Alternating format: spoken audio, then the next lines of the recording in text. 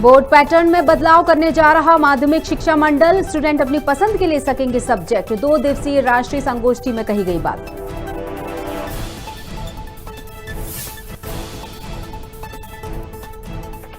कमलापति महल को लेकर कांग्रेस की प्रेस कॉन्फ्रेंस, किले का वीडियो दिखाकर दुर्दशा की बताई स्थिति, किले के निरीक्षण के लिए बनाई समिति।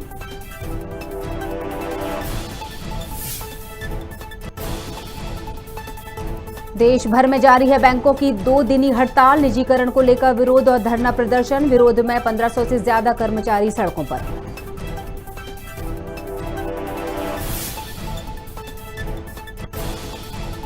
छेड़छाड़ के आरोपी पर दर्ज मामले में हुई कार्रवाई से नाखुश पिता, पुलिस से साठगांठ के लगाए आरोप, मकान मालिक ने किराएदार की बेटी से की थी छेड़छाड़। पॉलिटेक्निक कॉलेज के कक्षों का अधिग्रहण किए जाने पर विरोध, नाराज छात्रों ने किया प्रदर्शन, तहसीलदार ने दिया आश्वासन और कहा पढ़ाई पर नहीं पड़ेगा असर।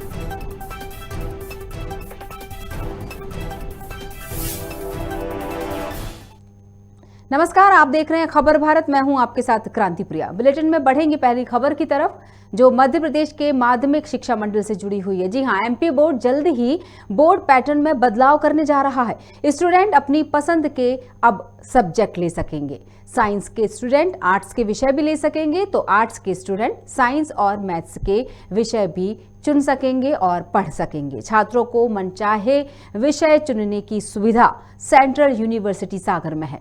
यहाँ विषय विशेष का स्टूडेंट दूसरे सब्जेक्ट लेकर यूजी कर सकता है। नई शिक्षा नीति 2020 बोर्ड रिफॉर्म्स एंड असेसमेंट विषय पर आयोजित 2 दिवसीय राष्ट्रीय संगोष्ठी के पहले दिन गुरुवार को एमपी बोर्ड के सेक्रेटरी उमेश कुमार ने ये बात कही। इसके साथ ही बोर्ड परीक्षा को सीबीएसई की तर्ज पर सेमेस्टर सिस्टम भी लागू करने पर सुझाव आया है। ये व्यवस्था 2 से 3 साल में लागू करने पर विचार हुआ है। बता दें कि भोपाल के कुशाभाऊ ठाकरे कन्वेंशन सेंटर यानी मिंटो हॉल में मध्य प्रदेश स्कूल शिक्षा विभाग एवं माध्यमिक शिक्षा मंडल के सहयोग से आयोजित इस संगोष्ठी में विभिन्न प्रदेशों के शिक्षा board, NCERT, CBSE, ICSE, IB Cambridge board और प्रदेश के शिक्षाविद शामिल हुए।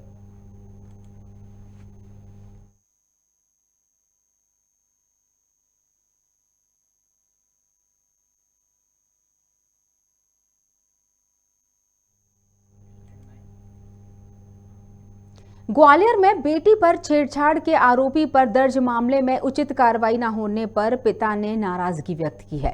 घास मंडी इलाके के रमेश चंद्र झा ने बताया कि पूर्व मकान मालिक द्वारा पुत्री के साथ छेड़छाड़ का मामला ग्वालियर थाने में दर्ज कराने के बावजूद पुलिस ने उचित कार्रवाई नहीं की। वहीं दर्ज मामले में राजीनामे के लिए पुलिस से साठगांठ कर झूठे मामले भी दर्ज कराए जा रहे हैं। परेशान फरियादी पिता ने पुलिस अधीक्षक कार्यालय में गुहार लगाई है।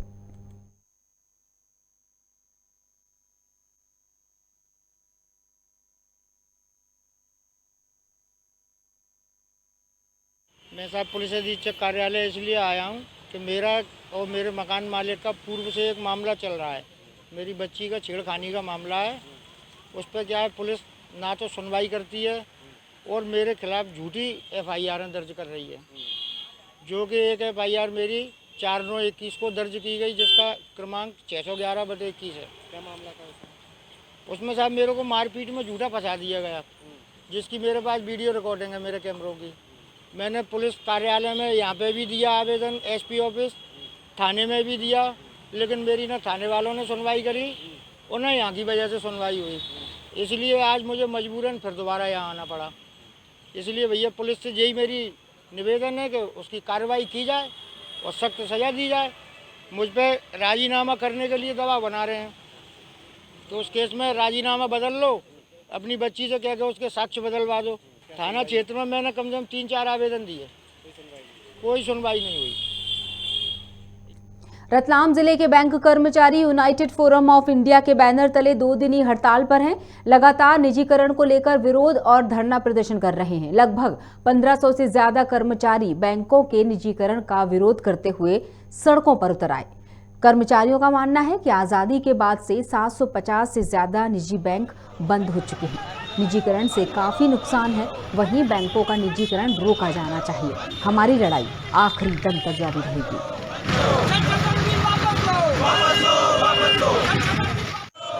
देखिए, अभी हम यहाँ जो हड़ताल कर रहे हैं बेसिकली वो निजीकरण के विरोध में कर रहे हैं। और आपको जानकारी लगी होगी कि एक अमेंडमेंट बिल जो है सरकार लाना चाह रही है, उसी का हम लोग यहाँ विरोध कर रहे हैं। काले कानून को मानते हैं, इसलिए हम यहाँ विरोध में खत्म। क्या वजह क्या है, सरकार क्यों ला रही है विरोध, मतलब अमेंडमेंट लॉ क्यों ला रही है सरकार? देखिए, हमारा ऐसा मानना है कि जो सरकार का कहना है कि निजी बैंक ज़्यादा एफिशिएंट होते हैं और निजी बैंकों के बढ़ने से देश में विकास होगा, तो मैं आपको बताना चाह रहा हूँ कि आज़ादी के बाद से आज तक लगभग 750 निजी बैंकें जो है फेल हो गई है और कहीं ना कहीं उनका सरकारी बैंकों में तो मर्जर हुआ है या फिर कुछ नीतियाँ बनाकर उनको फिर जो है तारा गया है। इस हिसाब से देखा जाए तो निजीकरण से बेहतर जो है परिणाम राष्ट्रीयकरण के आए हैं। इसीलिए हम कहते हैं कि सरकारी बैंकों को जो है सरकारी रहने दिया जाए ताकि आम जनता को उसका लाभ मिलता है। चुनावी तैयारियों को लेकर पॉलिटेक्निक कॉलेज के कक्षों का अधिग्रहण किए जाने पर विद्यार्थियों ने नाराजगी जाहिर करते हुए प्रदर्शन किया। आपको बता दें कि जनवरी महीने में त्रिस्तरीय पंचायत चुनाव होने जा रहे हैं। ऐसे में जिला प्रशासन द्वारा भोपाल के पॉलिटेक्निक कॉलेज के कक्षों को निर्वाचन संबंधित कार्य के लिए अधिग्रहित किया गया है। जब इस बात की जानकारी गुरुवार को विद्यार्थियों को लगी तो उन्होंने कॉलेज के बाहर नारेबाजी शुरू कर दी, प्रदर्शन करना शुरू कर दिया। तो वहीं तहसीलदार राजाराम करजरे मौके पर पहुंचे और उन्हें आश्वस्त किया कि कक्षों के अधिग्रहण से विद्यार्थियों की पढ़ाई पर किसी भी तरह का प्रभाव नहीं पड़ेगा।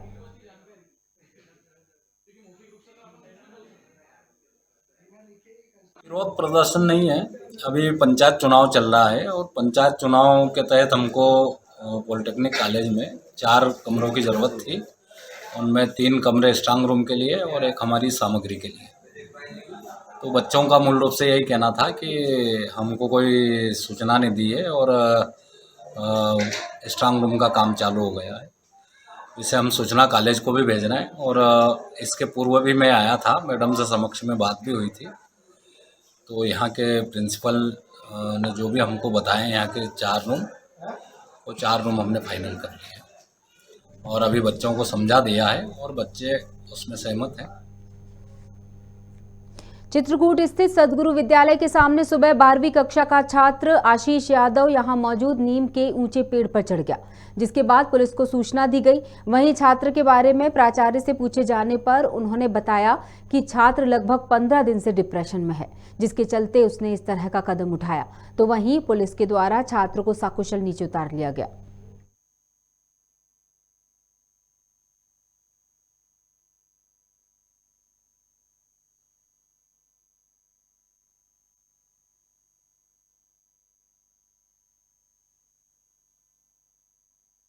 इसकी दवा करवाने गए थे इसके पिताजी और ये बेड़ी पुलिया से पिताजी के साथ ही भाग आया है। इसने कहा मेरे को एग्जाम देनी है, जबकि इसकी एग्जाम कल है और आगे आगे जो है इसके लड़का आ रहा था, पीछे पीछे पिताजी आ रहे थे और बस ये स्कूल के गेट के पास आया और बस नीम के पेड़ में चढ़ गया। ये बताइए कि आपके विद्यालय में कई बार ऐसी घटनाएं हो चुकी हैं, बच्चों के साथ इस तरह घटनाएं होती हैं, तो क्यों होती हैं? धाम में आज तक एक भी कोई घटना नहीं हुई, कोई घटना तक विद्याधाम में नहीं हुई किसी प्रकार की। सब मेरे लड़के सब पढ़े हुए हैं, एक भी घटना विद्याधाम में नहीं। अब ये है, ये लड़का 15 दिन से डिप्रेशन में चल रहा था, उसके माता पिता स्वयं थे। मुख्यमंत्री शिवराज सिंह चौहान ग्रुप कैप्टन वरुण सिंह की शव यात्रा में शामिल होने पहुंचे, जहां उन्होंने शौर्य की एक नई गाथा उनके नाम पर लिखी। मौत को भी मात देते हैं, ऐसा उन्होंने कहा, लेकिन लगता है जितनी ज़रूरत यहाँ थी, आगे ये कहते हुए उन्होंने जोड़ा कि उससे कहीं ज़्यादा ज़रूरत वहाँ थी। साथ ही 8.5 करोड़ मध्य प्रदेश की जनता के साथ पूरा परिवार खड़ा है। सीएम ने शहीद कैप्टन की याद में किसी इमारत संस्था का नाम रखने की भी बात कही। अंतिम दर्शन के लिए नगरीय प्रशासन मंत्री भूपेंद्र सिंह भी पहुंचे और देश और परिवार के दुख पर संवेदना व्यक्त की। शौर्य की एक नई गाथा उनके नाम पर लिखी गई है जो उन्होंने किया है। मौत को भी मात देते रहे हैं वो, लेकिन इस बार लगता था जितनी जरूरत यहाँ थी इससे ज़्यादा जरूरत शायद उनकी वहाँ थी, वो अब हमारे बीच नहीं है। मैं उनके चरणों में श्रद्धा के सुमन अर्पित करता हूँ 8.5 करोड़ मध्य प्रदेश की जनता की ओर से। और पूरा परिवार अब देश का परिवार है, प्रदेश का हमारा परिवार है। हम परिवार के साथ खड़े हैं। उनकी स्मृतियों को बनाए रखने के लिए उनके नाम पर परिवार से सलाह करके किसी संस्था का नाम, उनकी प्रतिमा लगाने का काम, ताकि देशभक्ति की प्रेरणा देती रहे। अब जैसी भी परिवार की इच्छा होगी, शासकीय सेवा मध्य प्रदेश सरकार की ओर से उसमें परिवार के किसी सदस्य को स्थान और 1 करोड़ रुपए की सम्मान निधि अर्पित करने का काम प्रदेश की सरकार करेगी। मैं उनके चरणों में प्रणाम। पर्यावरण की सुरक्षा और संरक्षण को लेकर प्लास्टिक फ्री सीजी अभियान चलाया जा रहा है, जहां सेवानिवृत्त आईएएस अधिकारी गणेश शंकर मिश्रा और पर्यावरण विभाग ने इसकी शुरुआत की। इसके तहत खारू नदी के तट पर वैदिक मंत्रोच्चार के साथ वृक्षारोपण कर नदी की आरती की गई। इसके साथ ही लोगों ने प्लास्टिक का उपयोग न करने का संकल्प भी लिया। इस दौरान मुख्य अतिथि के तौर पर राज्यपाल अनुसुईया उइके भी मौजूद रहीं। इसके पहले राजनांदगांव में भी शिवनाथ नदी के तट पर तीर्थ की स्थापना की गई थी। मोदी जी का ये संकल्प है कि प्लास्टिक फ्री इंडिया 2022 तक, और उनका ये भी उन्होंने जो है एक ग्लासगो में इंग्लैंड में पर्यावरण की विश्व स्तरीय नेताओं की सभी बैठक हुई, उसमें इन्होंने जीरो इमिशन का ग्रीन हाउस गैसों का टारगेट हमारे देश के लिए रखा है 2070 तक। तो इन दोनों ही माननीय प्रधानमंत्री जी के जो है संकल्प को पूरा करने के लिए हम लोगों ने छत्तीसगढ़ में प्लास्टिक फ्री सीजी ये एक अभियान चलाया हुआ है, और पर्यावरण विभाग की ओर से एक 3P जो होता है, 3P माने जिनसे पर्यावरण बनता है। एक P हो गया पेड़, एक P हो गया आपका प्लास्टिक, और तीसरा P हो गया पानी। जैविक खेती को बढ़ावा देने के लिए प्रधानमंत्री नरेंद्र मोदी के कार्यक्रम का सीधा प्रसारण सीहोर जिला मुख्यालय पर आयोजित किया गया। प्रदेश के कृषि मंत्री कमल पटेल मुख्य रूप से शामिल हुए। साथ ही भाजपा किसान मोर्चा के प्रदेश अध्यक्ष दर्शन सिंह चौधरी सहित अन्य जनप्रतिनिधि भी मौजूद रहे। इस मौके पर पटेल ने कहा कि खेती को लाभ का धंधा बनाने के प्रयास किए जा रहे हैं। इसके साथ जैविक उत्पाद के स्वास्थ्य लाभ की बात भी की। के पास सरकारें थी, गांधी जी के नाम पर स्वच्छ भारत की बात करती थी, लेकिन मोदी जी ने 7 साल में पूरे हिंदुस्तान को स्वच्छ कर दिया, गाँव को भी स्वच्छ कर दिया, शौचालय करोड़ों बना दिए, करोड़ों मकान बना दिए, करोड़ों गैस टंकी चूल्हा दे दिया, हर घर नल से जल और हर खेत को पानी की व्यवस्था, बिजली की व्यवस्था भी कर रहे हैं। और किसान की आय दोगुना हो, या 2022 तक का लक्ष्य रखा है। किसान की आय दोगुना कब होगी? जब उसकी खेती की लागत कम होगी, उसकी फसल का उचित मूल्य मिलेगा। इसलिए स्वामीनाथन आयोग की रिपोर्ट को लागू कर लागत का 50% जोड़कर MSP दिया है। MSP में भी जो गलत नीतियां बनी हुई थी कांग्रेस के शासन से, उसको हमने परिवर्तन किया है। फसल की बीमा की सुरक्षा की गारंटी थी, कवच भी दिया किसान को। हमने आर्यनी किसान का भी बीमा कर रहे हैं। 1 ग्राम के किसानों का कहीं बीमा नहीं होता हिंदुस्तान में, हमने मध्य प्रदेश में शुरू कर दिया है। और इसलिए छोटे किसानों के लिए जो 86% है, 2-2 हज़ार करके 10,000, 4,000 मुख्यमंत्री कल्याण निधि और 6,000 प्रधानमंत्री सम्मान निधि में मिल रहे हैं 10-10 हज़ार। ये 10,000 छोटे किसानों के लिए वरदान है, 10-10 लाख के बराबर है। गरियाबंद जिले में फिर एक बार कोरोना ने दस्तक दी है, जहां मैनपुर ब्लॉक के ग्राम उरमाल के उप स्वास्थ्य केंद्र में 3 कोरोना पॉजिटिव मिले हैं। वहीं कोरोना के दस्तक से गांव में दहशत का माहौल बन गया है, जिसकी पुष्टि मैनपुर ब्लॉक के BMO ने की है।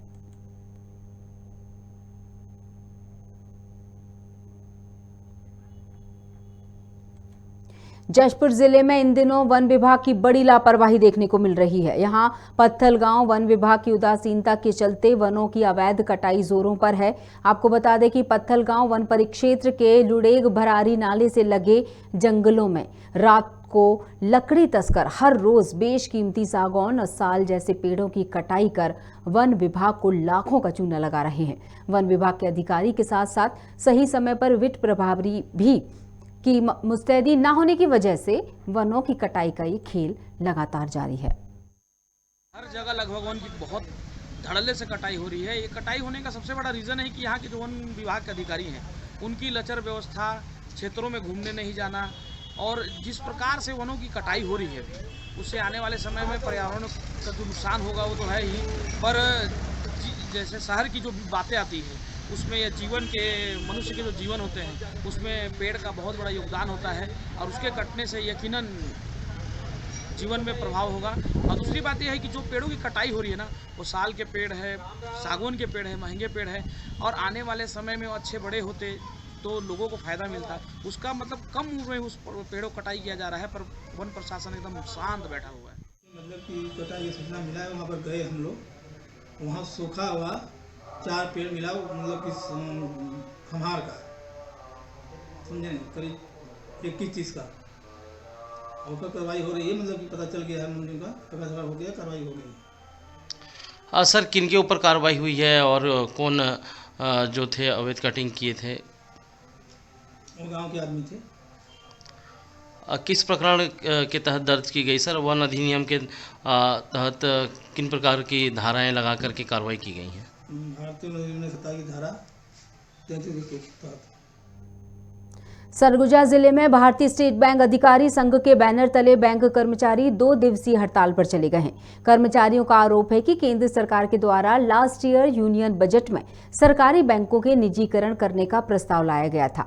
इससे गरीब तबके के लोगों को नुकसान पहुंचेगा, साथ ही प्रस्ताव के पारित होने से कॉरपोरेट जगत को फायदा मिलेगा। इधर कर्मचारियों की हड़ताल पर जाने से आरटीजीएस चेकों का संग्रहण और बैंक में किसी प्रकार का भी लेन देन नहीं हो पा रहा है, जिससे बैंक में पहुंचने वाले उपभोक्ताओं को निराश होकर वापस घर लौटना पड़ रहा है।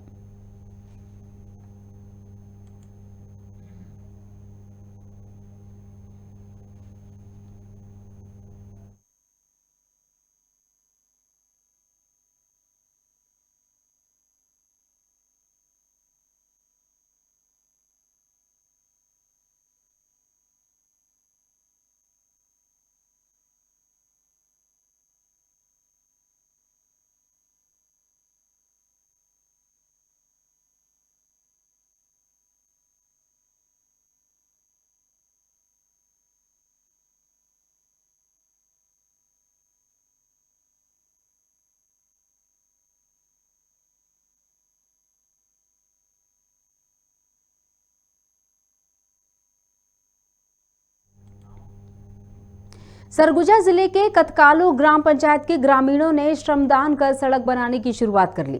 दरअसल यहां के ग्रामीण सड़क को लेकर काफी दिनों से परेशान थे, जिसे देखते हुए प्रदेश के स्वास्थ्य और पंचायत मंत्री टीएस सिंहदेव ने श्रमदान कर सड़क को बनाने की शुरुआत की थी। लेकिन 3 साल बीत जाने के बाद भी सड़क का निर्माण कार्य नहीं हो सका। इसी बात से नाराज ग्रामीणों ने सैकड़ों की संख्या में वो एकत्रित हुए और श्रमदान कर सड़क को बनाने की पहल कर दी, जिससे कि ग्रामीणों को आने जाने में परेशानियों का सामना न करना पड़े। रोड जो है सीएम रोड जो है स्वीकृति हुआ था, जिसमें कुछ लोग जो अपने द्वारा जो है अवरोध पैदा हो रहा है, तो हमारे गांव के मुखिया सरपंच और वरिष्ठ सज्जन और कुछ माताओं ने संकल्प लिया कि हम लोग जो है श्रमदान से रोड बना के दिखाएंगे। अगर हमें कोई शासन हमारा अगर साथ नहीं देगा तो हम खुद ये रोड को बनाने के लिए संकल्प लिए हैं श्रमदान से। जबकि सरगुजा महाराज आदरणीय यहाँ खुद आके उन्होंने श्रमदान से अपना फावड़ा चलाए हैं, तो हम लोग संकल्प लिए हैं। आज 15 साल की शासन में भाजपा के लोग, उनके ही द्वारा हम लोग जो है इसमें श्रमदान किए थे और चक्का जाम भी देरमा रोड में किए थे।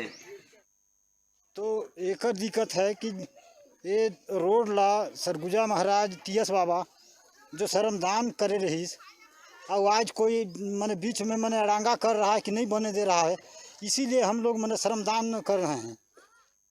तो मेरे गांव में थोड़ा रोड का दिक्कत है, तो पहले टीएस बाबा लोग सब आए थे तो उस समय श्रमदान किए थे, तो उसी काम को हम लोग फिर से श्रमदान करके रोड को चालू करवाना चाहते हैं, इसलिए हम लोग ये श्रमदान आज कर रहे हैं। बहुत दिक्कत होता होगा आने जाने में। हाँ, तो रोड क्यों नहीं बन पा रहा है? आप लोग क्यों श्रमदान कर रहे हैं आज? तो रोड इसलिए नहीं बन पा रहा है क्योंकि कोई जमीन नहीं दे रहा है। हेलीकॉप्टर हादसे में शहीद हुए बिपिन रावत पर एक युवक ने सोशल मीडिया पर आपत्तिजनक टिप्पणी की, जिसे लेकर हिंदू संगठन के पदाधिकारियों ने माणिक चौक थाने का घेराव किया, साथ ही नारेबाजी कर विरोध भी जताया। अभद्र टिप्पणी करने वाले धराड़ निवासी युवक के खिलाफ राष्ट्रद्रोह का मामला दर्ज करने को लेकर प्रदर्शन किया गया। साथ ही थाना प्रभारी दिलीप राजौरिया से युवक के खिलाफ कार्रवाई करने की मांग की गई।